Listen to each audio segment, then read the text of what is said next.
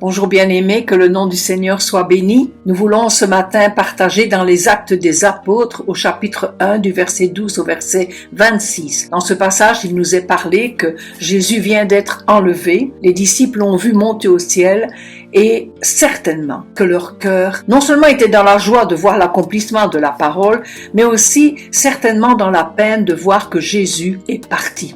Mais il n'est pas parti sans leur laisser une promesse merveilleuse. Il leur a dit « Attendez, vous recevrez. Le Saint-Esprit viendra sur vous. » Et les disciples sont repartis à Jérusalem et dès qu'ils sont arrivés, qu'est-ce qu'ils ont fait? Ils ont commencé à se laisser distraire? Non. Ils ont fait quelque chose qui leur avait été enseigné par le Seigneur. Ils se sont retirés dans la chambre haute, dans ce lieu de prière, dans ce lieu mis à part, en dehors de tous les bruits, comme nous chaque matin, dans notre chambre de prière, où nous pouvons librement exprimer nos cœurs au Seigneur. Il est dit ici dans ce passage, il était dans la chambre haute, tous ensemble, les disciples, Marie, les femmes, la mère de Jésus, et ils étaient d'un commun accord. Tous d'accord, comme on dirait la parole de Dieu, d'un même cœur, d'une même âme, d'une même pensée, d'un même esprit, ils persévéraient dans la prière. Oh, que Dieu nous aide, lorsque nous sommes dans notre temps de prière, dans notre chambre de prière, de persévérer jusqu'à ce que le Seigneur accomplisse sa parole, sa promesse. Bien-aimés, ils persévéraient, non pas, je vais dire légèrement, mais ils persévéraient avec constance. C'était quelque chose de certain, d'assurant dans leur cœur.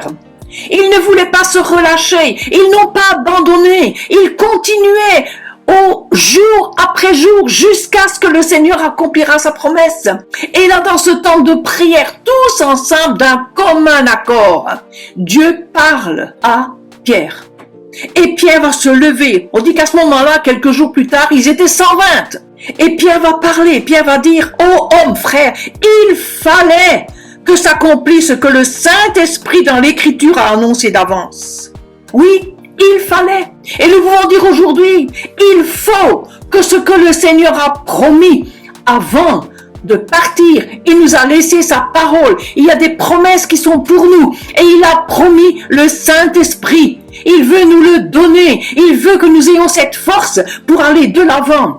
Et c'est dans cette chambre de prière que nous trouverons cela. C'est mis à part pour rencontrer Dieu. Et là encore, ils doivent trouver. Ils ont un choix à faire. Ils doivent trouver quelqu'un qui va remplacer Judas.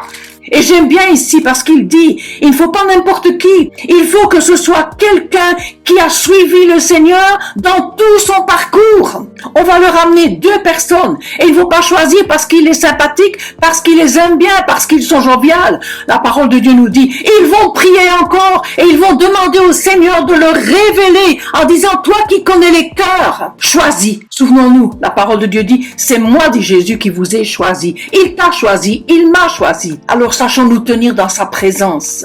Recherchons le Saint-Esprit, la puissance dans la chambre haute. Nous en avons besoin, nous, Église du Seigneur, nous, déesses, que le Saint-Esprit nous révèle la volonté du Père pour que nous puissions continuer notre marche avec lui, avec force et puissance. Je nous encourage à persévérer jusqu'au bout.